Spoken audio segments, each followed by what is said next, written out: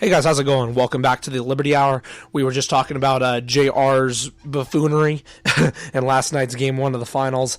I wanted to get to this about JR. Overall, throughout his career, he's been a pretty good shooter. He's been 37% from three, 42% from the field. He's averaged 12.6 points, 3.2 rebounds. He's had a player efficiency rating of 14. And I know JR is getting older. I get that. I 100% understand that. But JR, at 32 years old, you are a veteran player. You need to be better than that. And the thing is, JR this entire season hasn't been clutch. I'm just going to be real. Even if we're talking about that game, he wasn't clutch. He scored 10 points, and he was one of the only, I think, 3 people of Cleveland to score in double digits. I know Love had 21. Love, to be fair to him, actually had a pretty good game. Great first quarter. Yeah. But JR, he did the same thing at the end of the second quarter in the first half. I mean, JR, with 2 seconds left, you have Steph Curry at half court. Even if you get the steal, you're not going to be able to do anything with it except throw up a prayer from half court and hope it goes in. What you have to do, it's Steph freaking Curry. You step back 4 feet from him, and you don't let him shoot that ball. I don't care where he's at.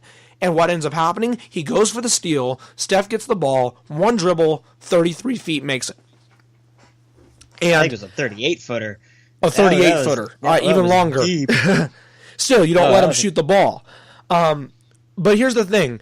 Talking about this year specifically, JR is averaging 4.3 points less from his career average of 8. He has averaging 8.3 points, 2.9 rebounds, and he has a player efficiency rating of 8.5. For a guy who is considered to be not even the worst starter on that team, that's terrible. This is a guy in the beginning of the year who was pissed off that Dwayne Wade was starting over him when the Cavs Cavs got Dwayne Wade. Like, that's absolutely terrible.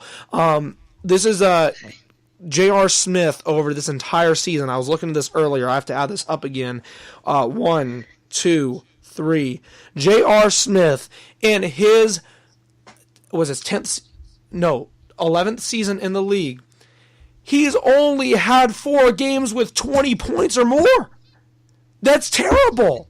Like, if you are a starter and you are able to shoot the ball and you have proven that over your entire career, JR, what's up? Like, I'm not even a Cleveland fan, but I'm pissed off for him. It's like, dude, come on. But I think if you're a Cleveland fan, there's another player that you have to be kind of upset with, and that's Tristan Thompson. I mean, oh yeah, the guy scored 2 points, and then he had the nerve to shove a ball in Draymond Green's face. Dude, you scored 2 points, and story is right now the NBA is reviewing the video, so you may not even play game 2. So yeah, I don't think he should be suspended personally, but that definitely could happen.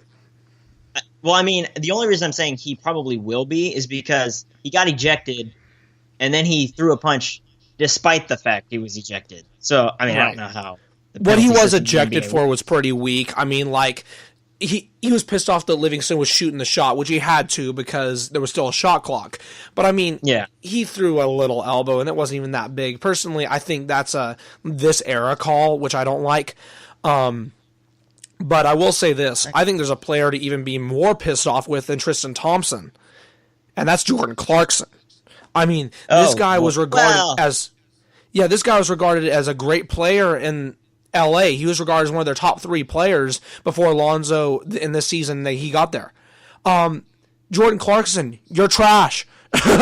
You're trash. Hey, he scored more points than Tristan. Yeah, but he's 2 of 9 shooting.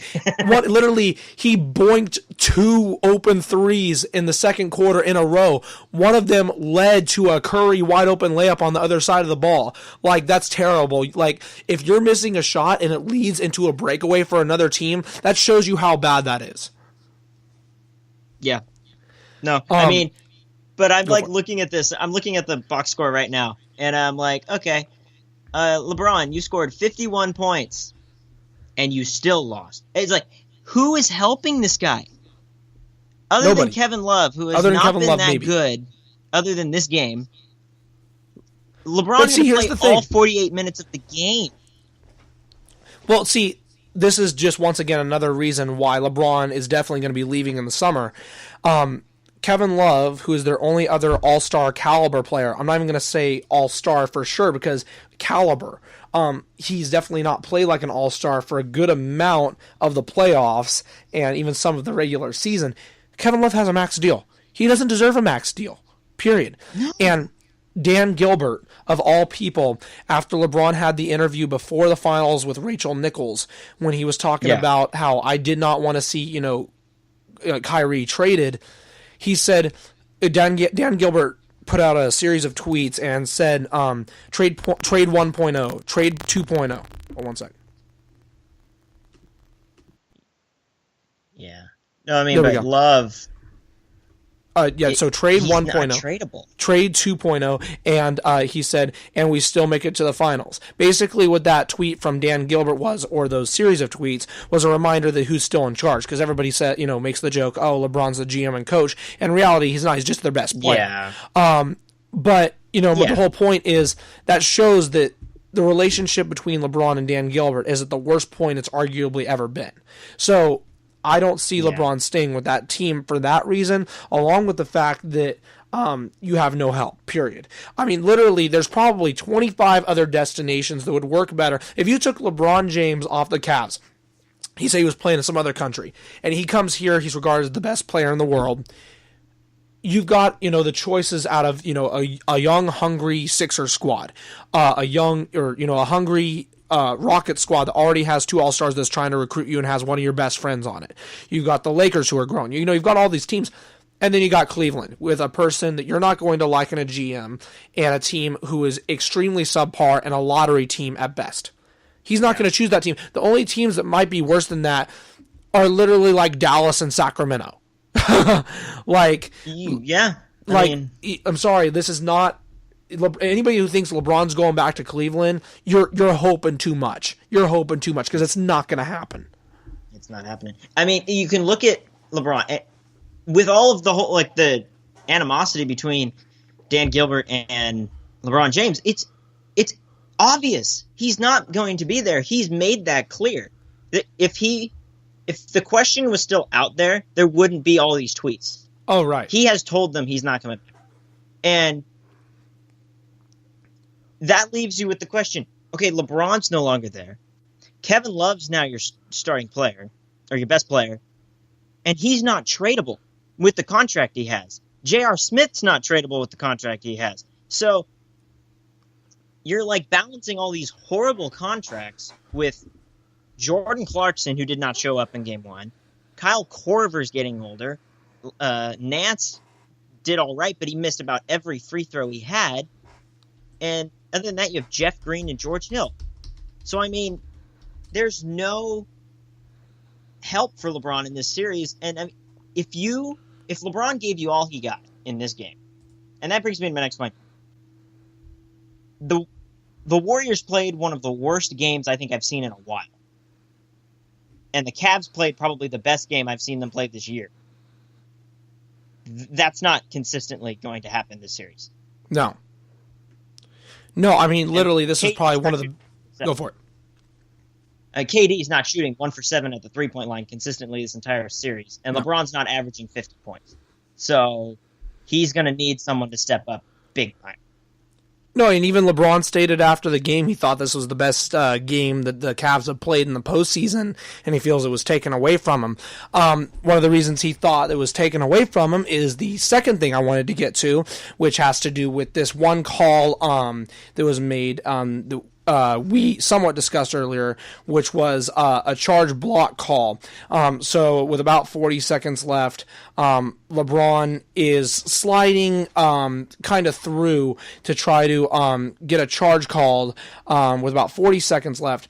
And they originally call a charge, they go back, and then they call it block on LeBron. Now, the whole thing is, and I know you were somewhat touching on earlier, and you were saying, hey, they reviewed it because they thought, his feet weren't, inside the circle.